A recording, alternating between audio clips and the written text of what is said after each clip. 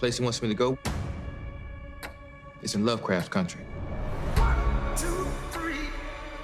Lovecraft Country, episode 8, Jig-A-Bobo, breakdown. We just did a recap of this episode, guys. Was a lot. It was really a lot in this episode. There's also a lot, I think, to break down, some references, some cool scenes to dig into, and a lot of questions that also come out of this episode. And I got some theories. Which, well, of course, I come up with them. So then for myself, I think they're quite likely to be true. But maybe you say, like, no, that's just bonkers. So that's also something I want to dive into with you guys. Let me hear those. Can't wait. So episode 8 breakdown for the people watching that are not subscribed yet, subscribe to our channel. For the people watching that are subscribed, talk with us in the comments about everything that we say here, because we like to discuss with you. Then let's just dive into it now, right away. Episode 8, Lovecraft Country breakdown.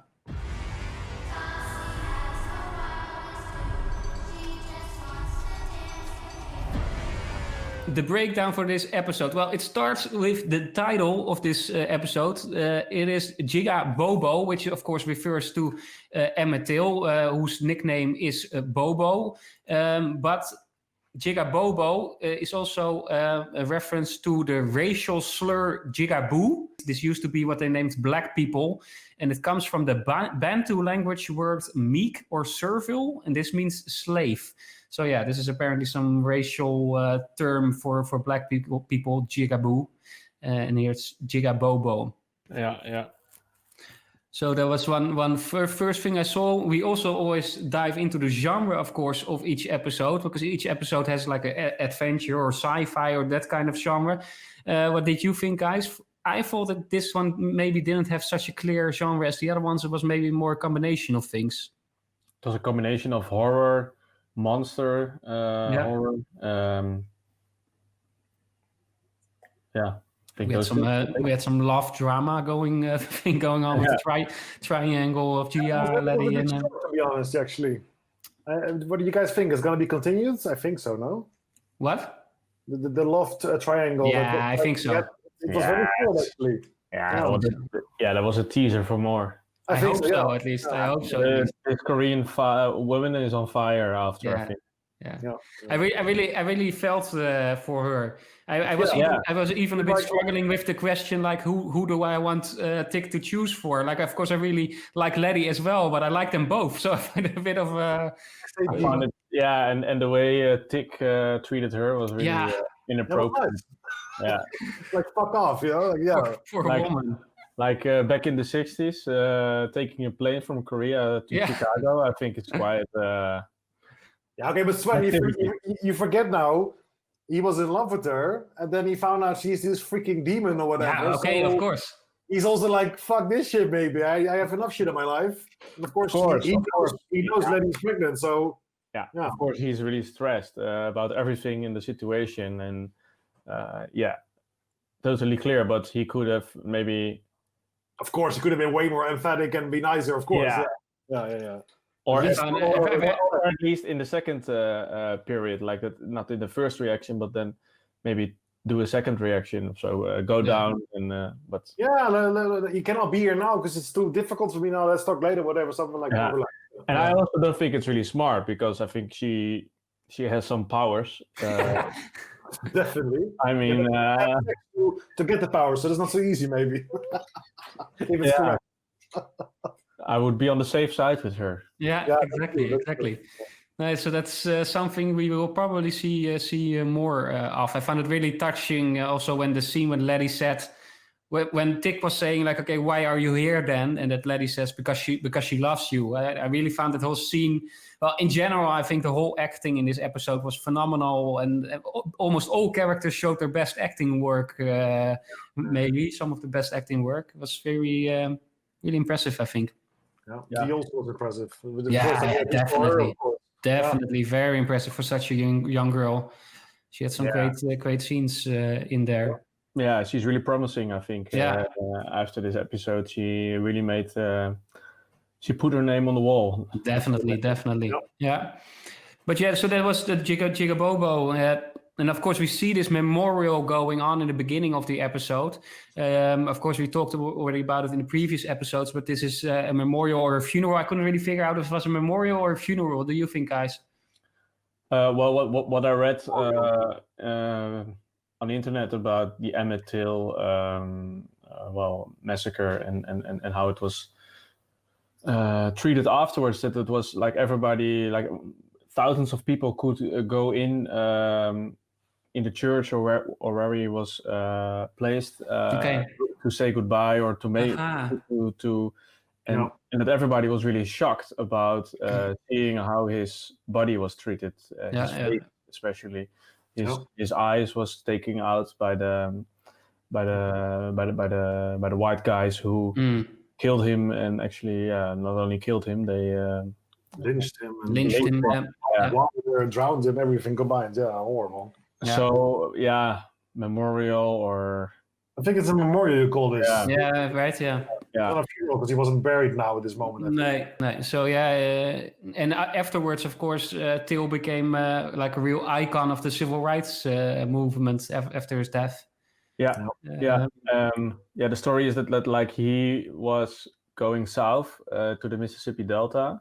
To a family member of him, and he was in a shop with some other cousins, and then a girl said that he abused her, touched her, said things to her, and then two white racist brothers took revenge on him a few days later, and then they lynched him. And story came out because some members of the NCAP, they went down south, and they were investigating what happened, and they got the information. Then the civil rights movement got more stronger because they heard it was again a story made up. And in the end, decades later, the woman also confirmed in a book that she made up the story. Made it up, yeah. And the guys were not punished for it. No.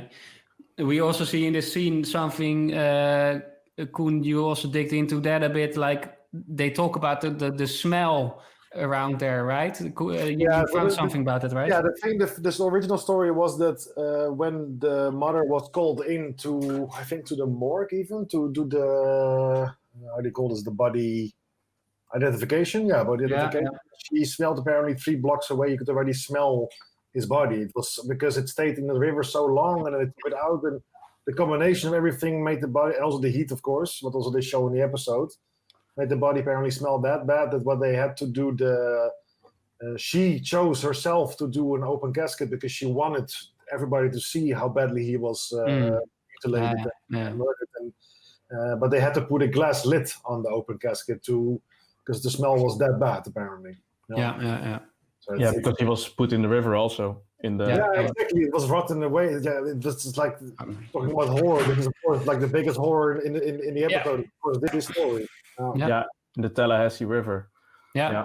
It's well, I found it very great in how they build up to this. It started out with a little hint in this Ouija board game that they were playing, that he was sitting there, and the first time was like we heard Bobo, and it continued, and I think that was episode 4 or something, and it continues till it climaxes here. It's quite cool.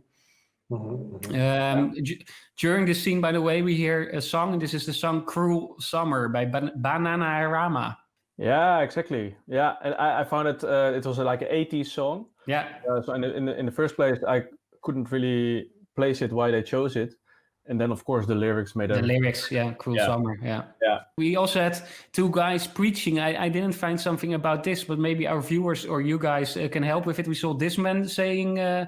Preaching, and then we had also this guy, and I think this one was a bit more firm in his tone, and this one was a bit more preaching togetherness, so to say.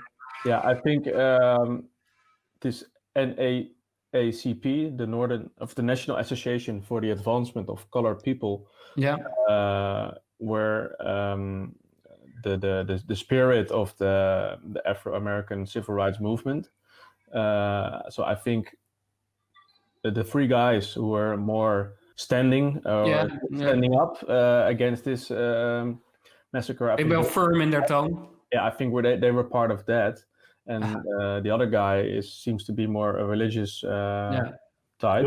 Stands next to a rabbi, by the way. Yeah, and he seems to be more like Martin Luther King guy. So I think, well, no, you can't. In the end, the civil rights movement turned out in two ways. That you have the Black Panther movement from Malcolm X, who was for pro-violence, and the peaceful pacifier Martin Luther King, who was from the church. So. Yeah, so that symbolizes this probably. Yeah, of course. Yeah. And this this NAACP group made work of this massacre, and as I said in the earlier explanation about Till. Yeah. So we had, after the funeral or the memorial, we see, of course, Dee walking off into the city, and she runs into two girls. And as we can see here, because they're also wearing that red hairband that we later on see with the creepy girls. Mm-hmm. So I think you might say that these girls are an image that she has in her head when she starts making up hallucinations, so to say, caused by the spell. Because they look very much the same. Yeah, it's the same actresses, I think. Yeah. At the end of the scene where Dee gets taken or held by Lancaster, we see this sign, the cream of wheat sign. Koen, you found something about this, right? It was an actual professional chef from Barbados named Frank White. And B&G Foods removed the White's images from the packaging in 2020. This year, amid concerns that it reinforced negative stereotypes about Black people as domestic servants. Yeah, they zoomed in twice on it, so you could already know, like, okay, there's something there, but that's a cool little thing to know. Yeah. But we know, of course, in 2020 they did this with more. After the Black Lives Matter movement started, of course, to make more appearances this year.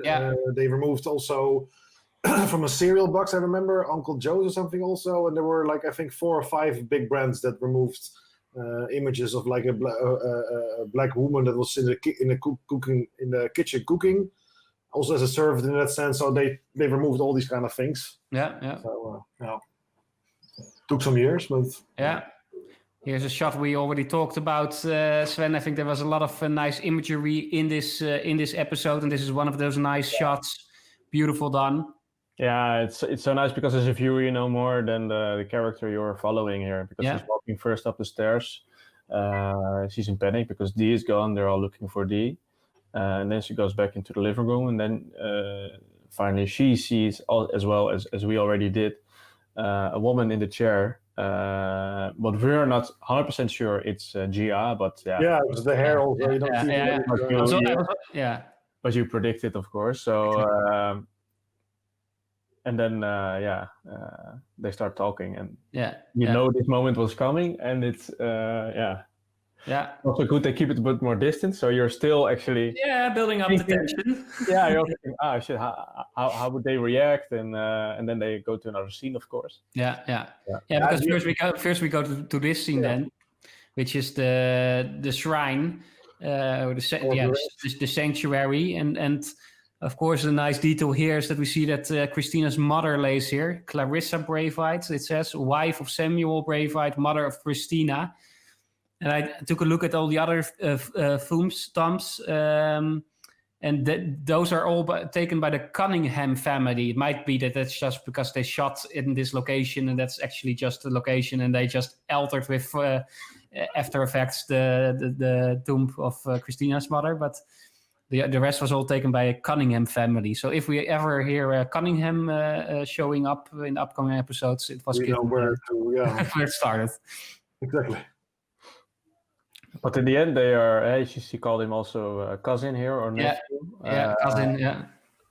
So here are his decents are also there, right? Yeah, exactly. Yeah, of course they are related by their grandfather, I think. Then that Titus was the grandfather. Okay. Yeah, The grandfather. Okay, yeah. I think so. Samuel Braithwaite's father, I think. Yeah. So we see the sign again, which we already saw before. Of course, the protection sign, which we saw on the stone in earlier episodes also. Mm-hmm. So when Dee enters her room, we see that she sees a book in her bookshelves. It's the book Uncle Tom's Cabin, which is a book from the year 1852, written by Harriet Beecher Stowe. And this book was apparently very popular around that time. And it's even considered as a defining moment that drove sentiment against slavery. But later on, it also got criticism for popularizing stereotypes about Black people. Yeah. So it was really in the time it was released, it was stating against slavery. But actually, I think in the period where this episode is based on, it got being criticized as popularizing symbolism and stereotypes. Yeah, this is the thing. Like, it was published, of course, in 1852, and then it was extremely popular. And it's like Black Pete.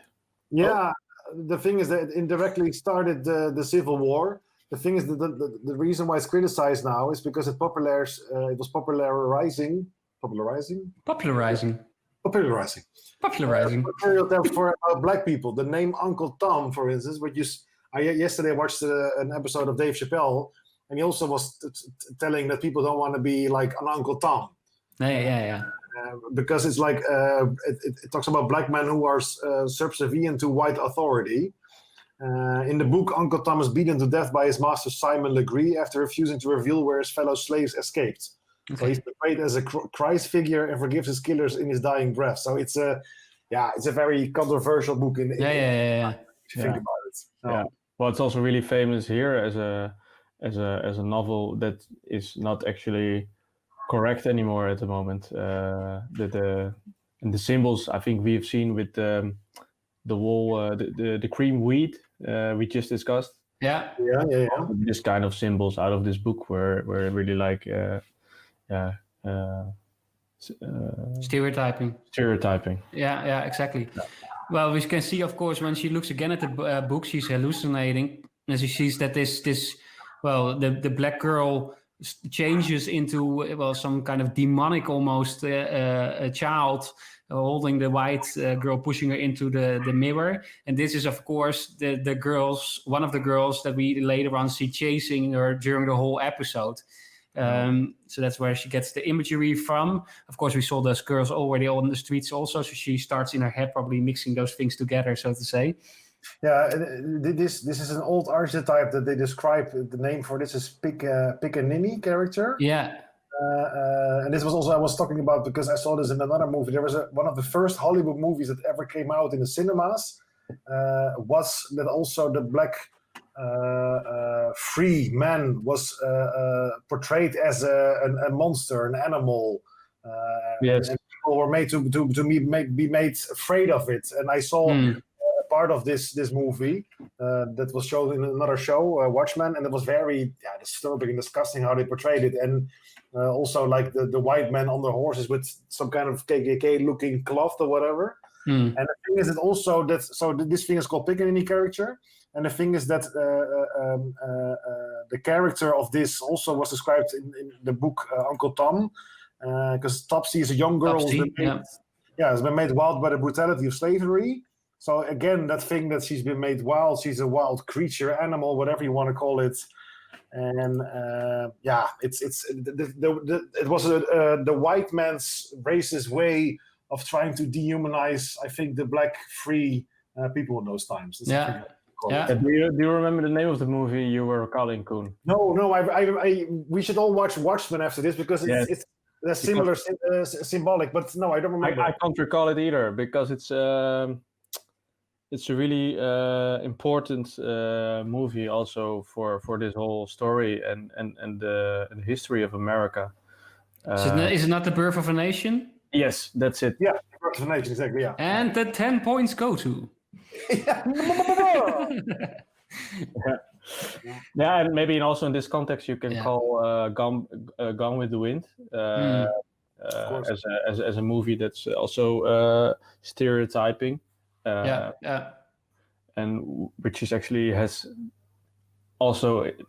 really important for film history because it was the first Oscar for a black actress winning for this film, but she played, of course, the stereotype woman cleaning up the houses of white people. And that was recently in the news that it should be. So there was a discussion that this movie should now only being showed with the explainer of the disclaimer, so to say. Disclaimer.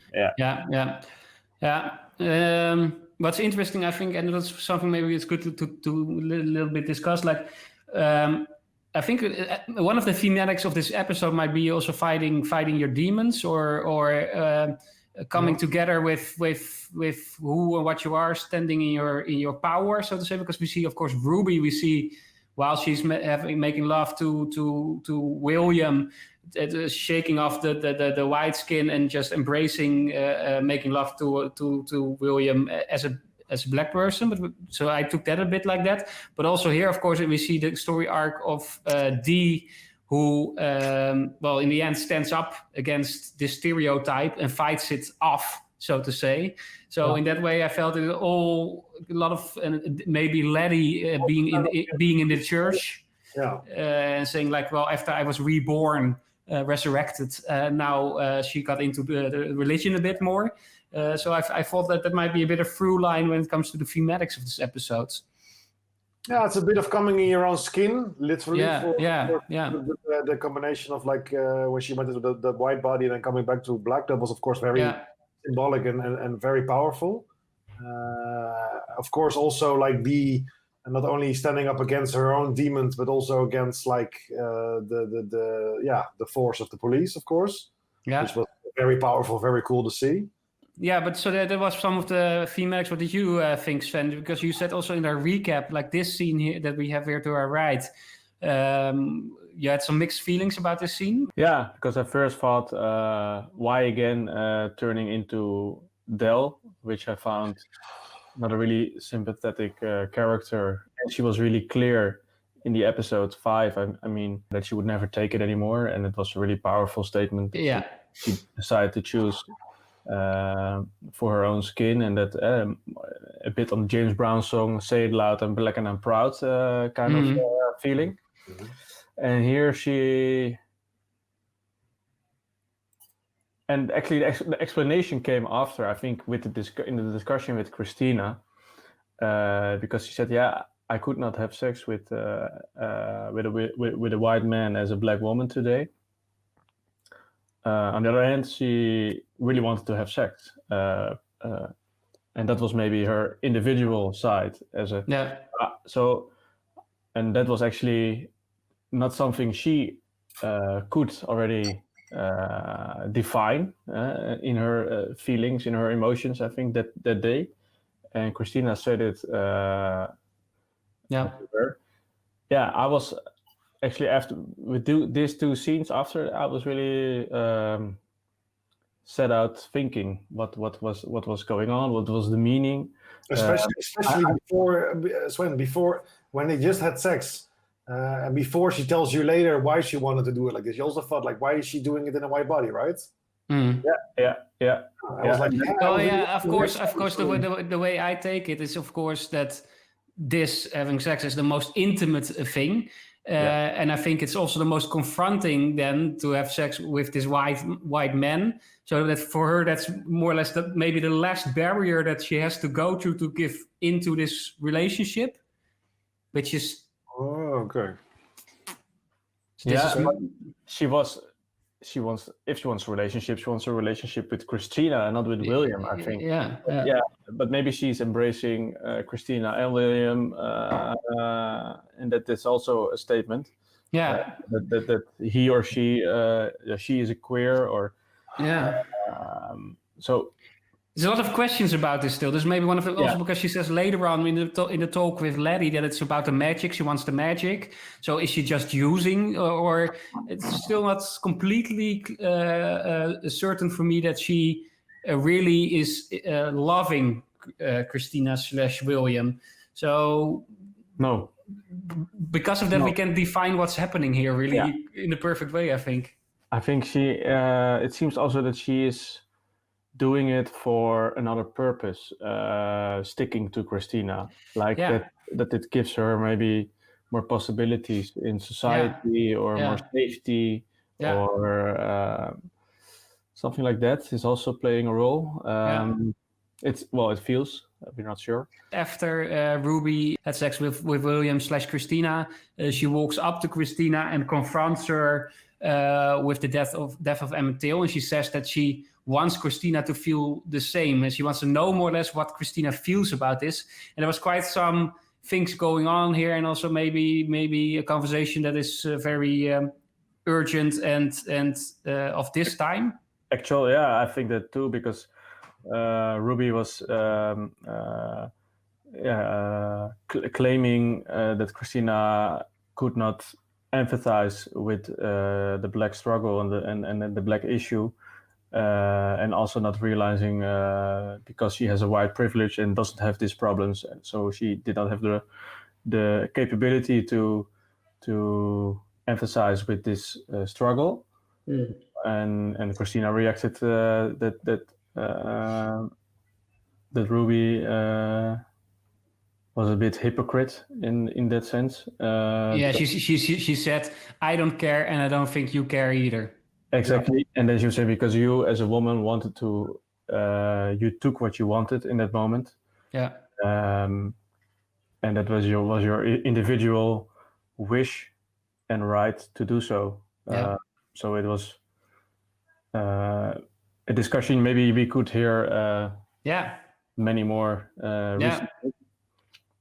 What are your thinking? Then of course the thing comes down, like in the beginning she says she doesn't care. You think, oh my god, you're like that you have such a plane in front of your head that you really don't care about the struggle. But then of course she says immediately that it sounded to me like she said it in a way like, I don't care about any of this, because she also named other names. But that was the murderers of Emmett Till. She named Emmett Till, but also the names of the murderers of Emmett Till, and that they didn't wouldn't get prosecuted for it. And exactly, she doesn't care about any of them, because she's only thinking what she wants to achieve. In her mind, I think at this moment in the show is only like she will be the only person that will achieve the biggest thing you can do, immortality. But it is strange then, if you then we'll go next to, we'll see shots later, that why is she doing then, why is she recreating what happened to Emmett Till? Like she then that's something we can with Ruby as she wants to feel and understand how it was for someone, but it's because I was also wondering why, and maybe that's a good what did you say, Koen?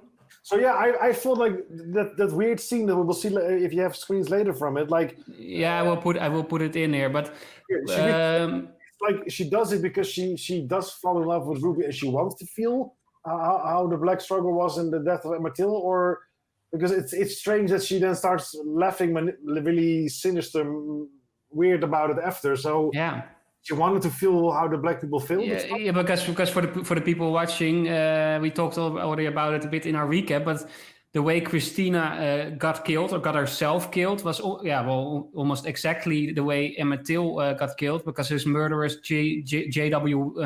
Milliam and Roy Bryan, they mutilated the Emmett Till body before shooting him with a revolver and then binding a van with barbed wire around his neck and throwing him in the Tallahatchie River, which was horrible to see in this scene happening to Christina. So maybe that was also something the makers were going for, I can imagine, like to show what actually happens to him, how horrific it has been. Is maybe also one of the reasons. But Koen, you have a theory about it? Yeah, no, I felt like she Ruby really comes out strongly. She before Christina opens her mouth, Ruby really thinks, I struggle with it so much today, and how can you not struggle? You don't understand me. And then Christina very wisely, plays it around, says, yeah, but you also don't care. Because maybe also in that sense, like she said, of course, what she said, but also because Ruby actually is after the magic and she wants to get out of all this whole mess in total. And maybe there's also Christina's thinking like, I don't care about any of it, because what we already said, like she's going for her goal. But then, yeah, the question is why she then recreates it. She then does have feelings for Ruby and doesn't have an alternative thing for her, and then wants to feel what the black. Yeah, that could be. Yeah. She was trying to empathize, maybe. With Why does she laugh so creepy after that? It's a bit like it turns a bit down again. But that's the thing. Why does she? But then I was also thinking, like, because she grabs to her belly. It's the first thing she does. She pulls her shirt up, and so there I was wondering why did she do that? Why is there something with her belly? I was myself now thinking like.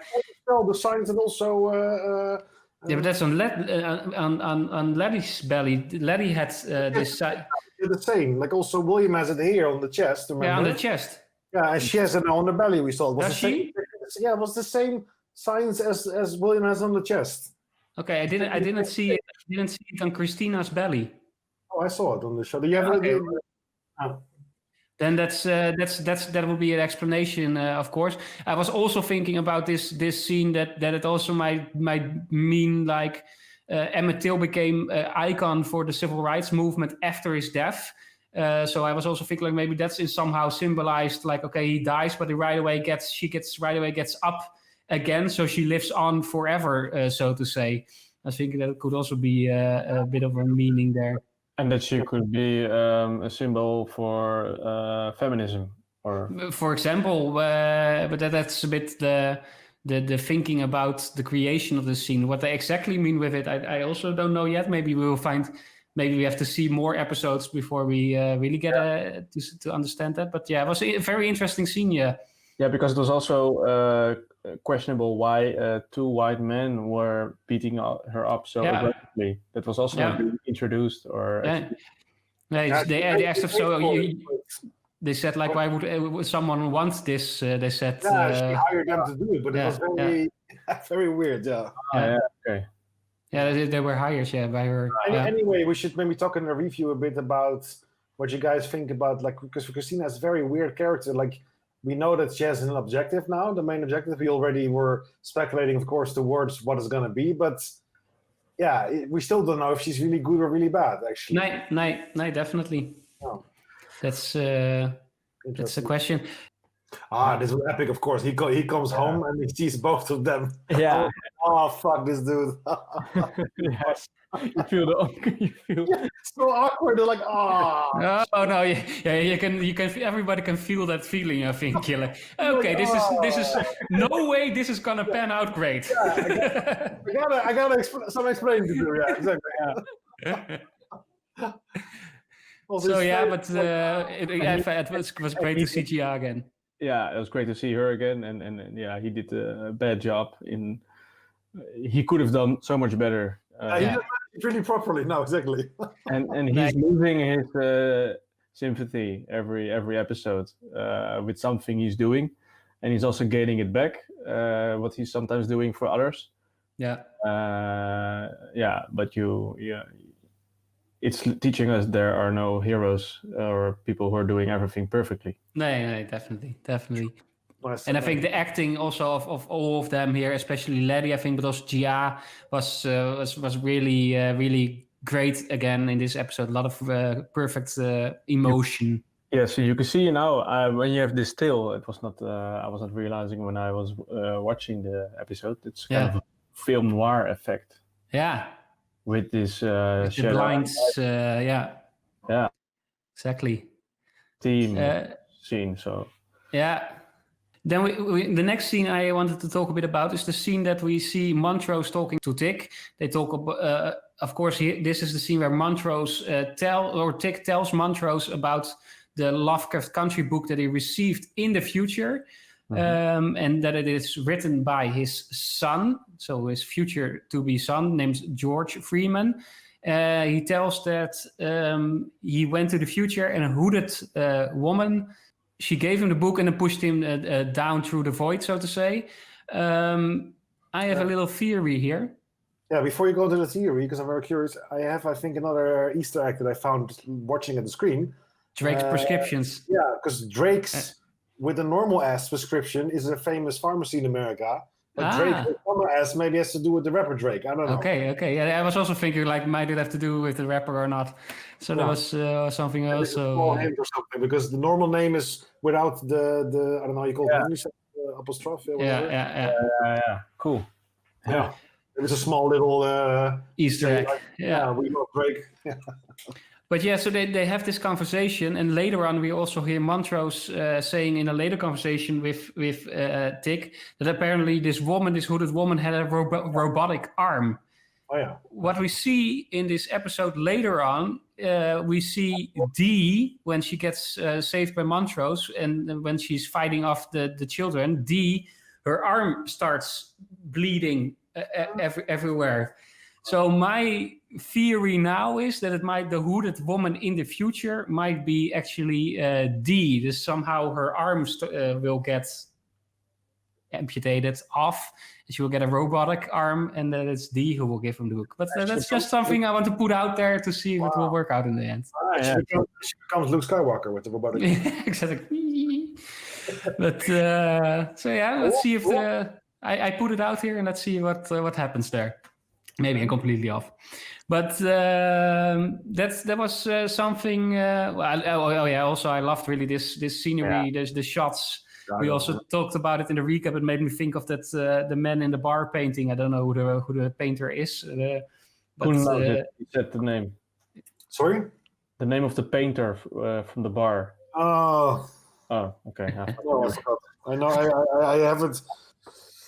My parents used to have a fake one on the wall. Yeah, exactly. Well, it reminded the desolateness, so to say, of it. Really reminded me of it.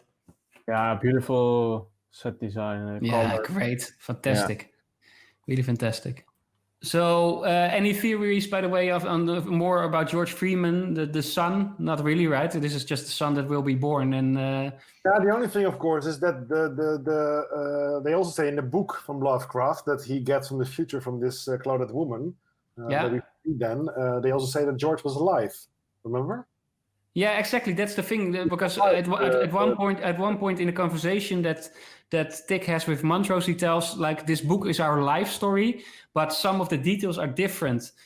Christina is a man, and there, of course, we know Christina is also a man. So by the first thing he said, we might assume that maybe the things that follow after that he says are also in reality true. And one of the things he says is that George survived Artham, is one of the things. So we might expect that then maybe is also true, and that Dee is called Horus in the book. I read today. This is the changes that they talk about. Yeah, that, talks about is also because the screenwriter. So I don't think it's the woman making the show, but they also had changes for the show. So it has some small little Easter egg to do with this. Yeah, that could be, but I read that George surviving Artham is not something that happened in the original book. So for that matter, he always suggested that he will come back. So by the way, the painting is called, of course, Nighthawks. Okay. By Edward Hopper. Edward Hopper, Nighthawks. It's and I saw it. The nice thing also is, you guys talk a lot about the scenery, which is, of course, beautiful from Chicago, and it's so cool to say that in 2016 I drove with a bicycle with my dad through these kind of streets in Chicago. So it's very nice. Yeah, very cool. It's a very cool vibe there. You recognize it. Yeah. It's not. It's a bit like if you bicycle half an hour from the center to go towards the zoo, and I happened to be there because there were some drum shops or whatever. But those neighborhoods, they're very nice, very beautiful buildings. No. Yeah. Something we already touched on before, of course, was this the sign that becomes at the Mark of Cain, they call it, that we see showing up on the belly of Leti, given by Christina, the spell of invulnerability. And this is, of course, also the sign we saw on William's chest. And Koen, you saw it also on Christina's belly, right? Yeah, exactly. When she comes out, because she pulls a bit her shirt and she is looking at that. She had in blood, but underneath was clear also that it was a mark similar like this. And that's why she was looking at it and then started laughing. Like, or something. Yeah, but I also started feeling like, is there somehow now a connection between Leti's baby and her baby, or does she have Leti's baby? Or I felt like because they both have it, so I have the feeling there's maybe something there, but maybe not. Maybe I'm looking too much into it. Going really far now, but maybe they're both creating Adam and Eve. You don't know. Yeah, who knows? We're going that route again. Exactly. It's the future. It's the Zukunft. Yeah. One other thing with this scene I had when Montrose was talking to Tic, it turns out Tic finds out that Montrose is dyslexic. And since when he was also, since there was a boy, like since when, like you're just one day dyslexic is what Tic asked. You know? Exactly, but then since I was a boy, come on. Yeah. But then he asks his father, "Do you have any more secrets?" And then we can see on the face of Montrose a bit of a. So I think there is more secrets out there to reveal. Maybe the mother side, what we discussed in the last episode. Of course, yeah. Montrose maybe knows about it. Yeah. The father side, actually, in that sense. No, that he's not the father. That's Montrose. Montrose is not the father. George is the father. That's what we were expecting from all along. Yeah, exactly. Yeah. Quite. That's true. Yeah, I already forgot about that. Like, that was pretty true, no, by George when he was on his deathbed. Almost when he died. I think it was pretty almost spilled that secret. Yeah. Yeah, I already forgot about it. That George might be the father of Montrose. Yeah, of Tic. Yeah, that's true. When we have this scene where Lancaster arrives at the home, they say they have a warrant. And they have a warrant because they suspect that there is members of the Nation of Islam in the house. And the Nation of Islam is an African-American political and religious movement that was founded in 1930. There's also a lot of controversy about this. Part of the Black Panthers or something else? Well, they were promoting racial separatism, black nationalism, and of having promoted black supremacist beliefs in the past. So that was quite a organization with quite a reputation. The Nation of Islam. Yeah, Sven, is that something? Is it also with Malcolm X, or is it something else? Yeah, Malcolm X. No? Yeah, I think Malcolm X was also connected. It's spokesman for Nation of Islam. Malcolm X. I read now. Anti-LGBT also. If I see this again, I want to see the movie with Malcolm X with Denzel. Really. All right. So this was connected to the guys with the hats. No, they said the warrant they got a warrant to get into the house because they had suspicions that there were members of the Nation of Islam in the house. It was a lie probably, but that's why they were allowed to get into the house. So yeah, that was... It's also a bit, I think, maybe I'm wrong, it's a little bit of a small link compared to how policemen nowadays in the States are also using bullshit excuses to enter like the houses of nowadays, I think. Because I've seen like when the whole Black Lives movement started again really up in this year, I saw there's a lot of fears on Facebook that they come with them out because a black person in their opinion looked like a suspect. They go also to enter their house for no reason, you know. So I think it's a small link to that. Yeah. And Muhammad Ali, by the way, was also became part of the Nation of Islam. Oh yeah, that's maybe where I know it from. Yeah. Yeah, true. But I'm not sure if they all subscribed this anti-politics. I think they were more actually connected to the rebellious side of it. That's why. And there are a lot of splinter groups. Like Malcolm X, he became a Sunni Muslim, and of course, from the whole Muslim wars in the Middle East. Of course, you have a difference between the Sunnis and the Shiites, or Shiites, how you call them. And I think they also have a between that. Yeah. What I read here is that there's a lot of controversy around it. It says here critics have described the theology of the organization as promoting anti-Semitism and anti-LGBT rhetoric, and of promoting racial separatism, black nationalism, and of having promoted black supremacist beliefs in the past. So yeah, that's of course what they also, and they call it a hate group. That's of course also what they get on here, because apparently around that time, being a member of the Nation of Islam was a good reason to get a warrant to search your house. Yeah. And as I said, I don't know if a guy like Muhammad Ali was a hater, you know. He was. Oh, that's the things when like it was started, of course, by Elijah Muhammad. And also like Malcolm X broke with him because he said he wasn't agreeing with his things, and also I think Muhammad Ali wasn't. He was like more like the peaceful side of Islam, of course. And that's what you see, of course, a lot in this series. Also, you see the two sides of the discussion represented in this series. Also, like the firmer stand to almost to extremist side of stand to the very pacifist approach to things. Now we have this shot in front of us. A question to you guys: Did you think also that Tic is gonna be dead at this moment? He's gonna be shot and that's it? Nee. No?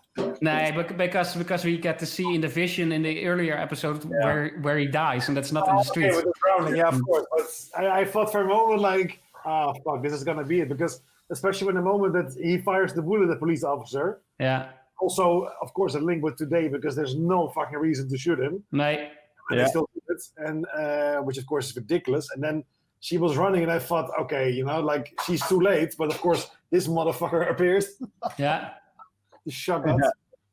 Awesome. So that means the spell that they, of course, put earlier when they thought nothing happened, when Montrose and Tic did the spell. Oh, apparently it did happen because this monster showed up. I guess that's part of his spell.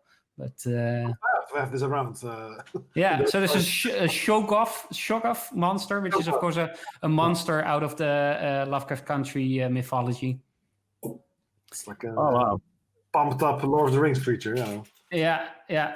So I think that's it. There's probably a lot more in this episode. So for the people watching, help us out, because we couldn't find everything and couldn't dig into everything. So really help us with finding more little details and add information, please, to the things we say if you have more, because you already proven that you know a lot more about a lot of things than we do. We have to work hard for it.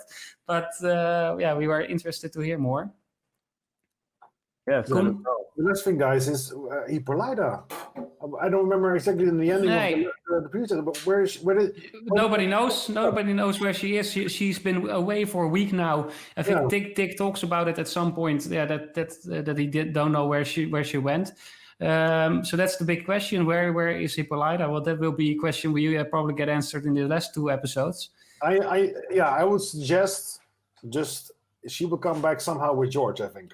Yeah, I think that might very well be, because I still think that George will come back, even though that is not in the novel apparently a part of it. But I think they hint too much at it in this series. Yeah. Anything more to add to this breakdown, guys? I love the moment. No. Great sceneries, great acting, a lot of stuff in there. Cool visual for the people, exactly. For the people watching, help us out and continue this talk and this discussion in the comments with us and complete this breakdown into a complete one. For the people watching that are not subscribed yet, don't forget to subscribe to our channel. We appreciate it to have you become a part of the community, and also to see you maybe with the final episode 10, that we are planning on watching live on YouTube. So if you want to be part of that and stay updated on it, subscribe. Let us know in the comments what you thought of this episode, and add things and like it when you like it. Then this is it for now, and see you next time.